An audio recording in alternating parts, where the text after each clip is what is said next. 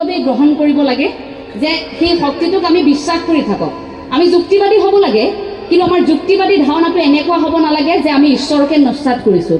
যুক্তিবাদী ধাৰণাটো এনেকুৱা হ'ব নালাগে যে কৃষ্ণ কোন, শিৱ কোন, ৰাধা কোন, এই প্ৰশ্নবোৰ আমি এনেকৈ যে সুধিব পাৰোঁ, তেনেকুৱা সাহস যাতে আমাৰ অন্তৰত নাহক। কোন ভগৱান, এই কথাবোৰ যাতে আমাৰ মনত সৃষ্টি নহওক। যুক্তিবাদী হ'ব লাগে নতুন প্ৰজন্ম, কাৰণ আমি কথা জানিব লাগিব। আমাক যদি অবৈজ্ঞানিক দৃষ্টিভংগীৰে কোনোবাই কিবা এটা ভুল ব্যাখ্যা কৰি থৈ যায় আমি কষ্ট পাম।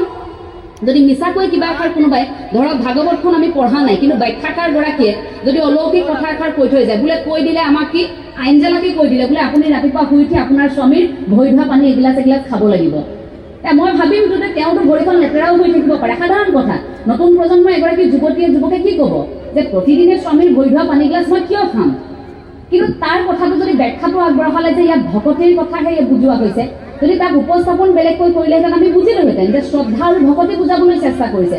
কিন্তু আমাক যদি তেনেকুৱা ধৰণে ব্যাখ্যা কৰে, অবৈজ্ঞানিক দৃষ্টিভংগীত যদি ধাৰ্মিক কথাবোৰ কোৱা হয় যে এনেকৈ সেৱা কৰিব লাগে, যে ভৰি ধোৱা পানী গিলাচ খাব লাগে, তেনেকৈ যদি কয় আমি নতুন প্ৰজন্মই শুনিম নেকি? ইয়াত থকা নতুন প্ৰজন্ম বহুত আছে, আমি তেনেকুৱা ধৰণৰ কথাবোৰতো আমি নামানো। গতিকে আমি সদায় বৈজ্ঞানিক দৃষ্টিভংগীৰে কথাবোৰ বিশ্লেষণ কৰিব বিচাৰোঁ। কৃষ্ণ সংস্কৃতিৰ কথা যদি কৈছোঁ, সেই কৃষ্ণ সংস্কৃতি আমাৰ মানসিক খাদ্য কেনেকৈ হ'ব পাৰে? আজি গীতাৰ মনোবিজ্ঞান পৃথিৱীয়ে স্বীকাৰ কৰিছে। কিয় কৰিছে?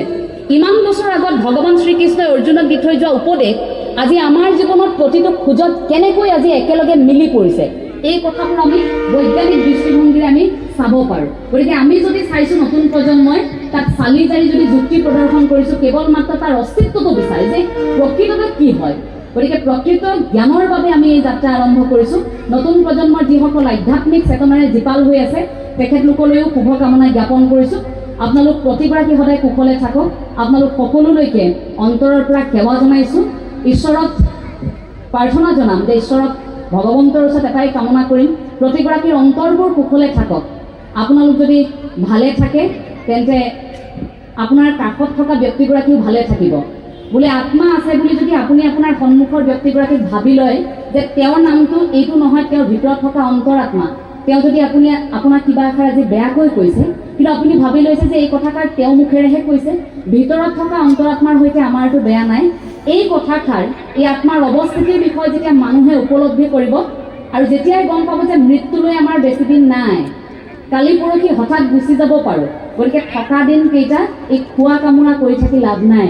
থকা দিনকেইটা আমি ইমান বেছি হাই উৰুমি কৰি তোক লাগে মই খাওঁ, তোক খেলি মই খাওঁ, মই বেছিকৈ পাব লাগে, এইবোৰ কৰি থাকি লাভ নাই। কি ঠিক আজি ইয়াৰ পৰা গৈ থকাৰ সময়ত আমিও নোহোৱা হৈ যাব পাৰোঁ। হে জীৱন এখনে বুৱতি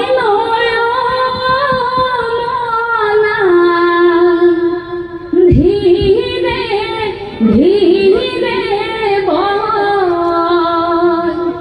হে মন বিসৰ্জন লৈ হৰিক নভজিলে এই জনম বিফলে যায়, ও নাই এই জনম বিফলে যায়।